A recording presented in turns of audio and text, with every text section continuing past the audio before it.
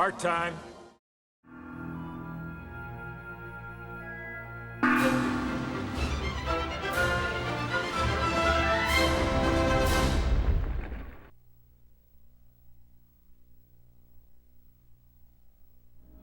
Welcome one and all to another DF Retro Play. We're still here. After that demo disc, I don't know if you've seen that one yet. Doesn't matter. We're playing Indiana Jones and the Emperor's Tomb on Xbox because Audi still doesn't have that experience with the Xbox platform, and No. this is a game that I loved back in the day. So indie games are interesting because I played a lot of them on Amiga, Super Nintendo had one that I had. Yeah. So I'm kind of familiar with the early days of indie games. I fell off though, and I did play the one on N64. Didn't really enjoy that much. No, me neither. But then you told me about this now, and it sounded very interesting. And already, kind of impressed already by just the production value here for the at least for the time. Yeah, so obviously the idea here was this is a Tomb Raider style game, which of course Tomb Raider itself being inspired by Indiana Jones, it kind of feels like it's coming full circle. But this one is a lot more fluid. It's got full 3D analog controls, excellent combat. It's very of the period, but it's good. And it actually comes to us courtesy of The Collective. Do you know what The Collective is? This sounds kind of familiar. So they were involved with Killer Instinct at some point, right? Sort of. So essentially what happened was The Collective here, they made games such as this. They did the 2 Buffy games on Xbox, which are excellent, by the way. Okay. But eventually in the mid to late 2000s, they joined forces with Shiny Entertainment. Oh. And they created Double Helix. Double And Double Helix is what made Killer Instinct and Right. Strider of 2014. Which was great. Which was that Strider game, excellent. we should play it at some point. It's really good. So, yeah. So those guys kind of got together to make that, but this is where they kind of come from. It's interesting looking at this because you look at this and I start thinking a lot about Uncharted when I look at this kind of scenery. But obviously Uncharted takes a lot of inspiration from indie. So it's kind of fun to see a game here that kind of, it's the godfather of all these inspirations. Exactly. But that in itself, of course, like you mentioned, this is very Tomb Raider, this kind of like puzzle platforming. Exactly. It's also very much of the early to mid 2000s era. Right. So you can grab ledge. Okay. So you can grab ledges like this, and yeah, that's very Tomb Raider like, huh? So I can pick up objects with the Y button. So there we go. Machete. Huh. So I assume you have the whip? Oh, yeah, absolutely. Okay. So. And the hat. Oh, yeah, if you hold the right trigger, you can fall off a ledge safely. Ah, okay. Or else you lose health, I suppose. Yeah. So now, obviously, with the D-pad, we have several different weapons. I'm using the machete here so we can get past this puzzle. Oh, there's no vines. Well, this isn't a puzzle. This is just vines. But, You're stabbing the vines. Can you swing? Well, thankfully, you can't swing your machete, but you can swing the whip. Check it out. Look at this. Whoa. Oh, yeah. But then you switch back to the machete and, Stab. Oh, wait, actually I You can. can swing. There's 2 attack buttons, that's why. So that's kind of the opening tutorial area, getting you used to the game. It is, of course, broken up into chunks, but... So far, so good, huh? Yeah, so this is just that old school Tomb Raider-ish exploration adventure game of this type, but obviously with the originator, well, not entirely, but the character at least. I don't think Harrison Ford voiced the character. No. It doesn't sound like it. I have to say, though, that hearing this right now, the music seems to be orchestrated, and it does, which is quite also surprising and impressive. Yeah. It's been fairly dynamic so far. All right. I mean, the voice actor is doing a fine job, actually. He sounds suitably indie. Yeah. So here we go. We get a little bit of combat action. Okay. Oh, look at that. Whoa! So you snuck up on him. Oof. So you said the combat is good. Yeah, okay. It has a nice sense of impact, which is something that was also true of the Buffy games. Oh, okay. Yeah, so just looking at like the fighting itself right now, it looks kind of like it's very brass knuckles, like hard Hard knuckle to hitting, knuckle, exactly. like Indy is. And the sound effect seems to be also from LucasArts or Lucasfilm's archives, so that's kind of cool.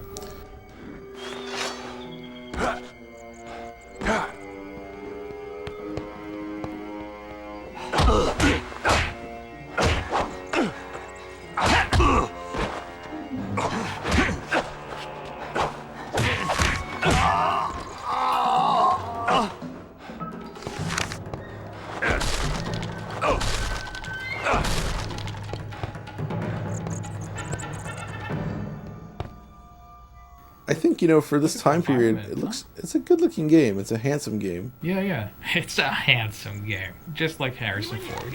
Oh yeah, here we go.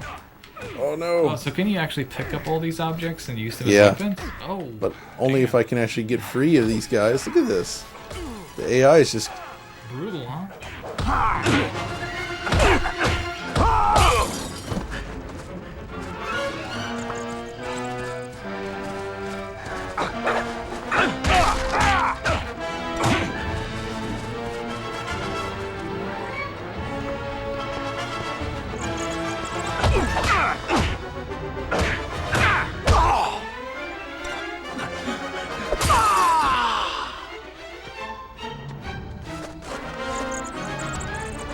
Okay, I'm taking advantage of this mid-2000s period where the AI probably gets stuck down there. Oh, wait, no, he's coming. Oh, so you refill your health with the canteen. Okay. Yeah, exactly. So he found his way to me. Is he down? I think he's down. He's down. That's cool. It's cool the way the chair also broke, by the way. Whoa. Oh, so you have a shovel here. I could use the shovel. Oh, yeah, the way the chair broke. Yeah. See, that's the thing, is LucasArts had announced that other Indiana Jones game before they went under. Oh. Remember the one that had like all the physics systems in it? Yeah, I do. Sadly, that one did not come to pass. Right. There was an announcement recently with Bethesda, though, right? They're going to make it. Oh, Machine Games is doing it. Yeah. That could be really interesting. Yeah, I look forward to that one.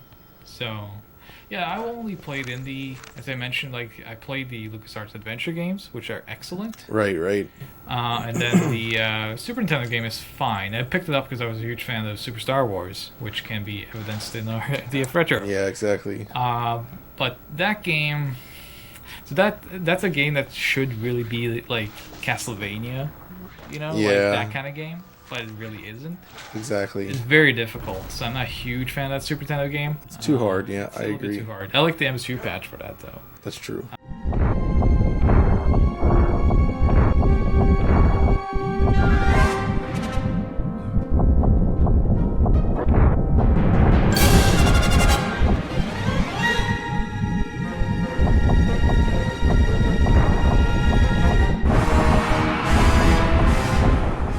That's really cool. And, it's a Factor 5 thing. So here we go. A little bit of water exploration. Very Tomb Raider. This is very Tomb Raider. I noticed you lost your hat, by the way. Yeah, I think when he goes in the water, he does that. Oh, he put it back on. Okay. Yeah, he takes his hat off when you're in the water. Is this like the Mickey Mouse areas where you cannot see Indy without his hat for longer than like... I think he can go without his hat. Let's find out. Okay. Cool. Let's get up here. So climb up here. Again, unlike Tomb Raider, which I actually like the grid-based movement of Tomb Raider as well. Yeah. But this one's kind of a weird middle ground because it has the analog controls and it's fairly simple to control, but it's not as automatic as a lot of those later games would become. Right. Huh. I like the swinging mechanic here. So I want to do machete. There we go. Who wouldn't? Oh. Uh-oh. Is there like a shot? He has a shotgun. He's not using it though. Oh, spoke too soon maybe.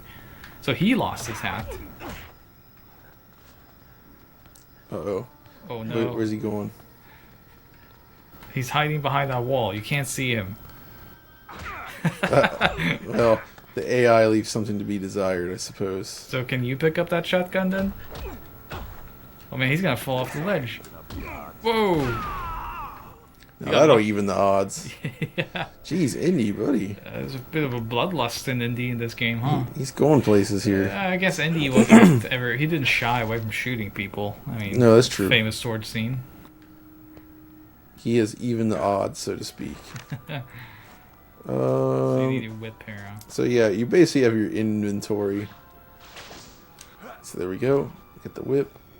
There was that Wii game as well. Oh yeah, what was that called? I forget. Infernal Machine? No, that was the N64 and PC one. That's The Wii one had the LucasArts game, Fate of Atlantis, as an unlockable, I believe. That's right. Where you can use the Wii as a pointer. And the game itself, I actually have it. It's okay. I've only heard it's okay. I've never actually played that. I don't love it, but it's not as good as this. Seems like indie games are so easy to sort of make in that sense. You just need a treasure of location. You know what I mean? Like, and this game is also globetrotting. Yeah. So you do go all around and check out different locales, which is fun. And I love the way he grapples the ledge, like the way he kind of shakes a little bit right there. A bit weight to it. Yeah, exactly. It gives it. It's almost like just physics, even though it's just an animation. Right. But it's convincing. I like it a lot. What was the name of this, though? Like, what was the subtitle of this? The Emperor's Tomb. The Emperor's Tomb, okay.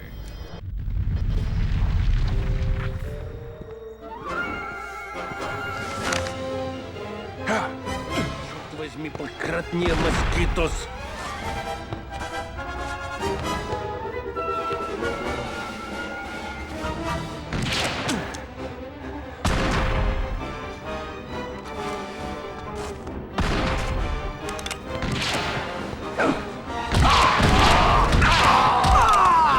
Sound effect is great.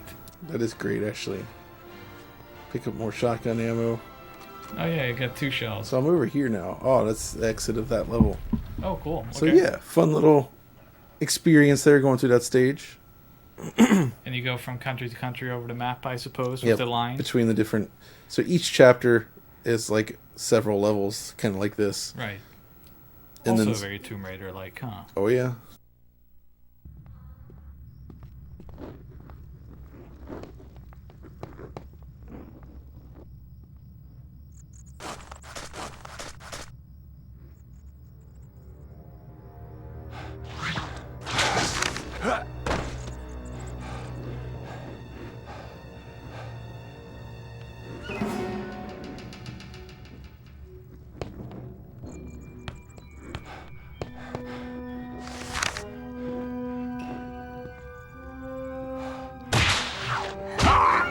Oh, that's awesome. That was great. So I'm very impressed by this. I mean, the combat looks pretty satisfying. And, you know, stage puzzles so far have been fine. I'm sure it gets much harder as the game goes on, though. Of course. Oof. He got...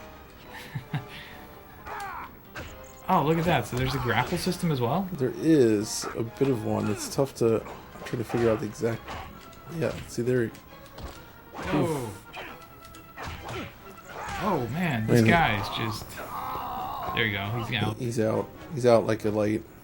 Yeah, I'm really impressed by this. It really just again speaks to how much I missed out on in this generation, because I had a PS2, I had a GameCube, but I did not have an Xbox. And basically every game you keep showing me, I'm like, man, why did I not play this? You know, this... Yeah, I had absolutely. so much fun with this. If I just picked it up, and it was never out of malice towards Microsoft or anything. I have never had this kind of fanboy mentality about any console. Me neither. No, never. So, you know, I could have picked it up, but I just never saw the games I wanted for it. And maybe that speaks a little bit to the marketing in Europe at the time from Xbox. Yeah, I think it wasn't quite... Halo heavy, and I wasn't a Halo guy. No, I know. And by the way, check this out. He knocked Indy's hat off. Oh. So you lost your hat. But if you look around... Oh, it's there. There it is. You can pick it up? You can pick it up and stick it back on. How about that? That's very cool. So they thought about that. They did. I love that. The hat is not just a thing that's attached to him all the time. So there's the swimming, obviously, where he automatically removes it, but it can actually get blown off in combat. I'm really impressed. Again, just small details, you know. They thought a lot about the indie experience. The Collective, you said, did this? Yeah. Cool. Okay. Definitely check out their games. Oh, here we go. Yeah, it's kind of easy to assume that this is just like another licensed game with indie, you know. Oh yeah, absolutely. But this seems like it's a little bit more. You can tell they put a lot of love into it. I mean, Indiana Jones is one of the. It's like this kind of Star Wars thing where people have really personal experiences with it, and when you're into indie, you're really into it. Exactly. It's perfect fodder for video game developers. Oh.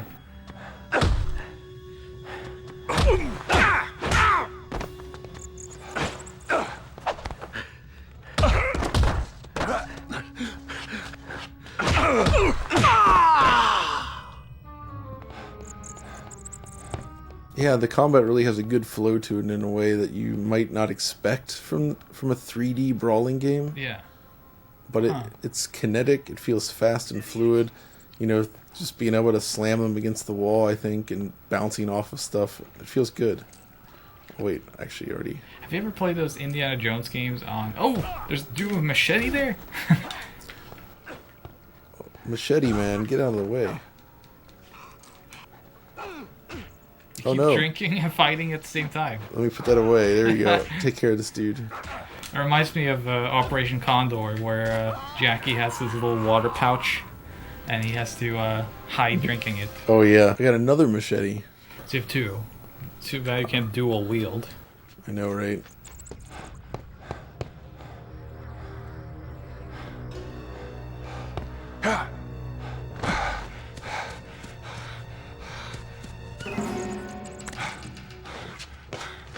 Yeah, I kind of like when, for these kinds of adventure games, I like when there's cleverly small levels like this, where you can explore within a small compound. Yeah, it's fun to explore when it's not too big. Yeah, if it's too vast, I just get lost.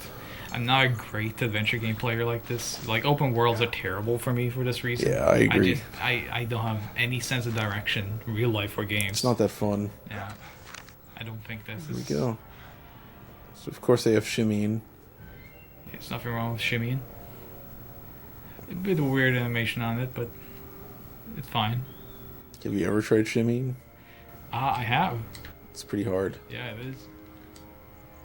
I used to do a lot of, like, obstacle courses in school. Oh, okay. So knock the whip. Out. There you go. Look at That's that. awesome. I love how we can use the whip in this game. It's really, they really thought this through, I have to say.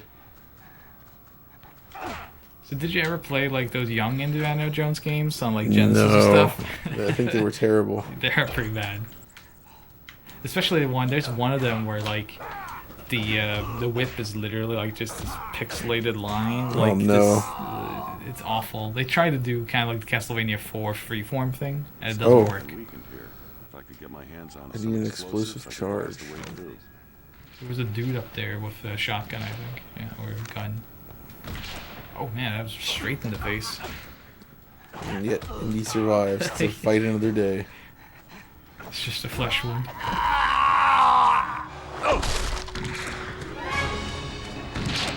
Keep an eye out for the American, eh?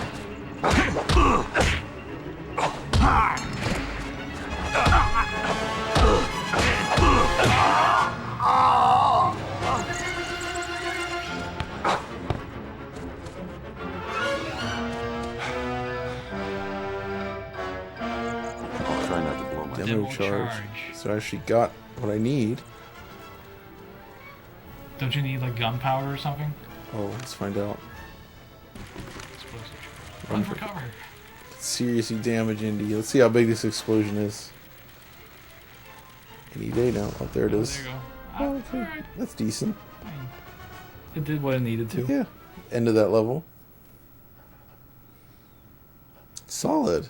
This is it's so interesting to see these games because looking at this on a game shelf in a retro game store, I just would have passed it. I think most people would. Yeah, and then you actually play it, and there's so much to this. The music, it's so indie. They really did a great job here. Yeah. I think this type of game can still succeed today. Yeah, puzzle action platformers, I guess. I mean, this is really the mold from which Uncharted was formed, this type of game. And even those got a little bit too big for me. to be quite honest. Yeah, I know what you mean. Yeah. I like them, but Yeah, I have no issue with Uncharted. I really enjoyed 1 and 2. I actually enjoyed 1 a lot. I think people have trouble going back to that now, but yeah, that actually feels a bit more kind of scruffy like this game. especially the combat. Yeah. And 2 was great. 3, I remember the desert. That's in 3, right? Yeah. Yeah. 3 is probably the worst of the bunch, even though it's very impressive. Yeah. And 4 I still like as well. I haven't played that yet. That one's got it's a very big game. The only thing I'm familiar with there is that famous scene where they sit down and play retro games. Of course, which is great.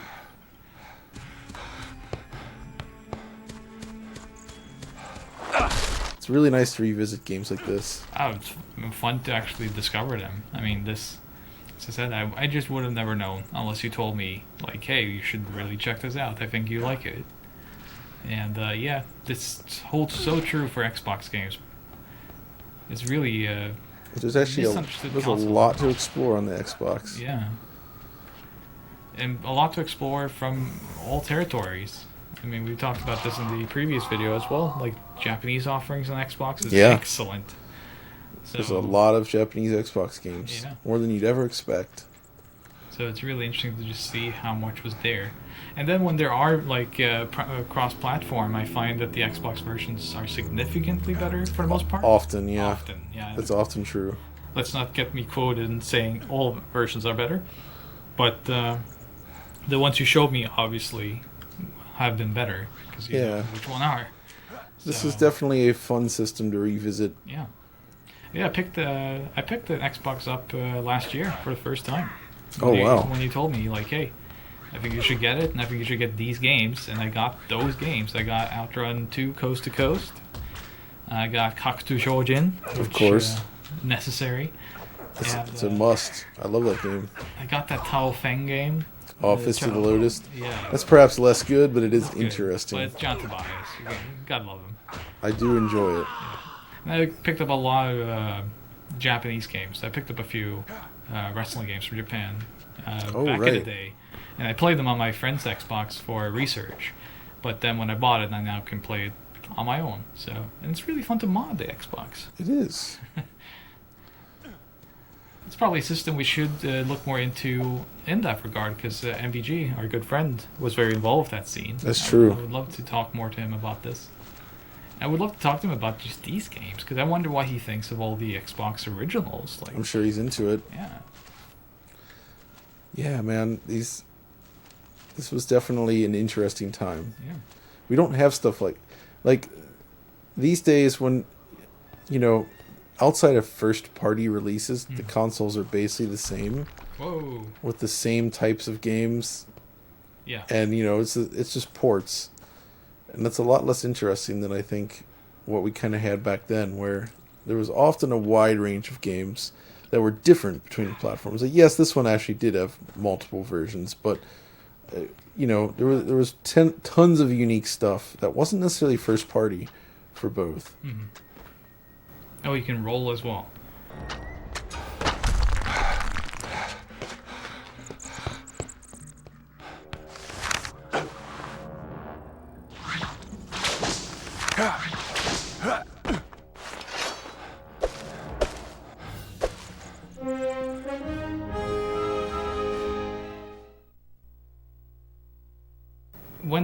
I'm guessing, I mean, you told me, but I forget, but like you were really into the Xbox when it released, right? I mean, I was really into all the machines, but yeah, I played a lot of Xbox because it was like the college system. I did a lot of Halo LAN parties and stuff, but I kind of enjoyed everything at the time. Oh man, I'm doing bad here. You had the opposite pattern. Oh, look at this. It's fun stuff. I mean, it's changing up the gameplay a bit now. It's really cool. Uh-oh. I like how these enemy encounters are very reminiscent of indie. Just kind of how they show up, how they brawl. They really took attention to the movies and kind of getting that across. Yeah, it does. There's surprising depth to the brawling. Yeah. You tapped him with your foot. Nonchalant. Oh man, look at this. It makes me really wonder though what Bethesda will do. I mean, as of this recording, there has been no demo. Yeah, we don't know yet. Nothing. It's still early. It was just announced this year, and it's like, okay, it's coming. We just don't know what it's going to be. I'm sure it'll be awesome because Machine Games generally does great work. They always do great work, yeah. So, I'm really curious. I wonder if it's going to be something like this though, or if they go like Wolfenstein. I don't see how you could do a first-person indie game. Yeah. I mean, yes, you technically could, but it's kind of a weird fit. Mm-hmm. But if anybody could do that, it would be them. I mean, they did the Riddick games. That's right. Which are great. That's on Xbox Well, as well, right? I mean, technically Starbreeze did it, but yeah. and there are still people at Starbreeze, of course, but a lot of the Starbreeze guys formed Machine Games, so. But that Riddick game is on Xbox, right? Yeah. We should check that out because I've always heard that that's like a demo scene game. Yeah, it's incredible. On the Xbox. What those guys achieved on there. I've never seen it. Wow. I guess we know what we're doing in the future. Exactly. Oh yeah, so now we're in this open area that we saw on the loading screen. Yeah, I like the environments here too. I mean, they're of the era, but you know, vibrant. So there is. I've talked about this before, but one of the things about this era that's interesting to me is legibility. Yeah. Modern games have become so detailed that it actually, when you walk into an area, you can't always immediately understand where to go or what you can do. And even though these look more simple, I kind of like these maps where you just walk in and you're like, okay, I can see kind of where you could and could not go. Yeah. And it's very easy to parse. And somehow there's something satisfying to that that's lacking sometimes with modern games. Uh-oh. Bridge looks old. Take your time while crossing. Oh! I did not take my time. Wow. Do. But that's probably a good place to hang up our hat and whip for the moment. We can always return to this another day. That was a great for fun. segue, John. Great segue. Yeah, see, they start you at the beginning here. Huh? Yeah. Yeah. So let's. I mean, I'm super impressed by this. So I had really no expectations. You just said, I want to show you this. I said, okay. And yeah, thanks. This of is course. awesome. Definitely give it a look. Yeah. It's a worthy game. That's for sure. One of the great things about Xbox is that pretty much everything is like 60 hertz or 480p. So like, you don't have to worry about picking up PAL versions of games, because this is actually a PAL version. In fact, this is the French version. Oh. And as you can see, it's multi-language, 60 hertz, no problem. Not bad. So, thanks for watching, everybody. I think that's going to do it. Yeah, and we'll see you next time.